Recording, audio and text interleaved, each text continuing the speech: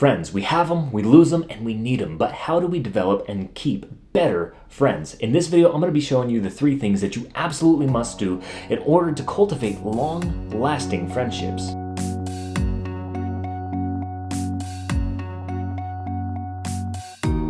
Hey y'all, welcome to the channel. I'm The Fuss, and today we're going to find out what the fuss is all about. So if you're new here and we've just met, this is my way of sharing my personal journey of faith with you and the world. And if you want YouTube to automatically spread the gospel to more people, hit the like button, subscribe, and share today's journey of faith with someone you know. Friends. Friendship is a huge part of our everyday lives. In fact, we crave friendship so much so that isolation from those friends can be painful. Biblically speaking, God created us to be relational beings. And in Genesis, God said that it's not good for man to be alone. So how do we make the most of the blessing of friendship? Step 1, be a better friend. That's right, in order to attract and build and keep better friends, you must first be the kind of friend that you would want to have. Friendship is a two-way street, it's not a one-way street. So in order to have friends, we've got to have a mutual interest and be able to take an interest in the things that other people are interested in. C.S. Lewis said, friendship must be about something. Even if it were only an enthusiasm for dominoes or white mice, those who have nothing can share nothing, and those who are going nowhere can have no fellow travelers.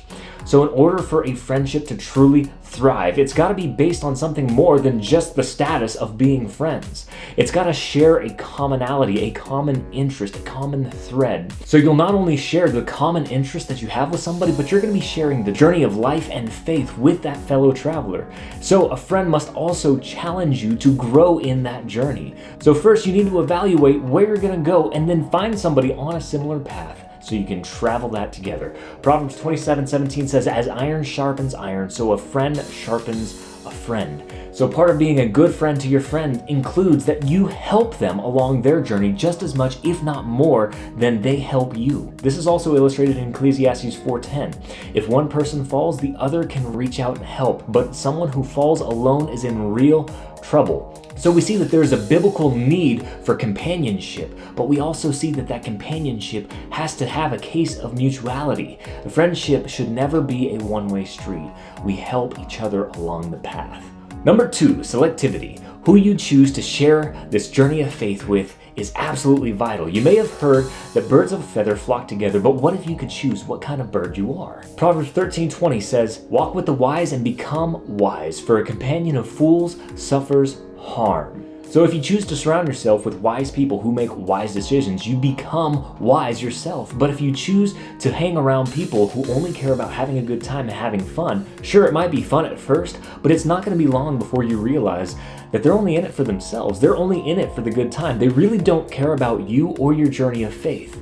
They're unreliable. And Proverbs 18:24 tells us, one who has unreliable friends soon comes to ruin, but there is a friend who sticks closer than a brother. So what this is telling me is that not everybody's going to be your closest friend. In fact, there are going to be some friends that burn you. But sometimes it takes losing some of those bad friends to really find out who your closest friends are. And when you go through that hardship together, man, you build something that's just beautiful, and you treasure that friend and they will treasure you. Finally, number 3, faithfulness. A true friend is faithful to not only enjoy the good times with you, but endure through those hard times with you. Proverbs 17:17 says, a friend loves at all times, and a brother is born for times of adversity. Through thick and thin, a good friend is faithful to love through all times. And you may have heard that love is sacrifice. And it's true. Sometimes to love a friend means that you have to sacrifice your time, energy, and resources to help each other out. And that's a two-way street too, but it's about putting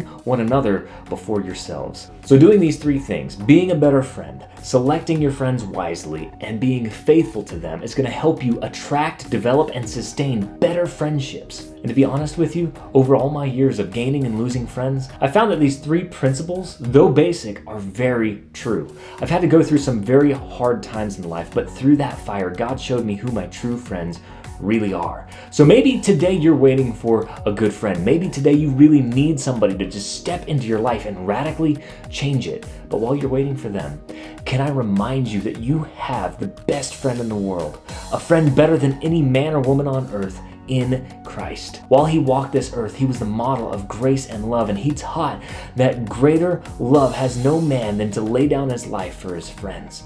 He sacrificed everything for us, and in doing so, he set the example for how we are to live, how we're to love, and how we're to sacrifice. He embodied everything that a friend should be, so the more that we live like him, the better friendships we're gonna have. So my question today is, do you have a friend that you would be willing to lay down your life for? And if not, what is it about yourself that's stopping you from being willing to lay down your life and put somebody else before you?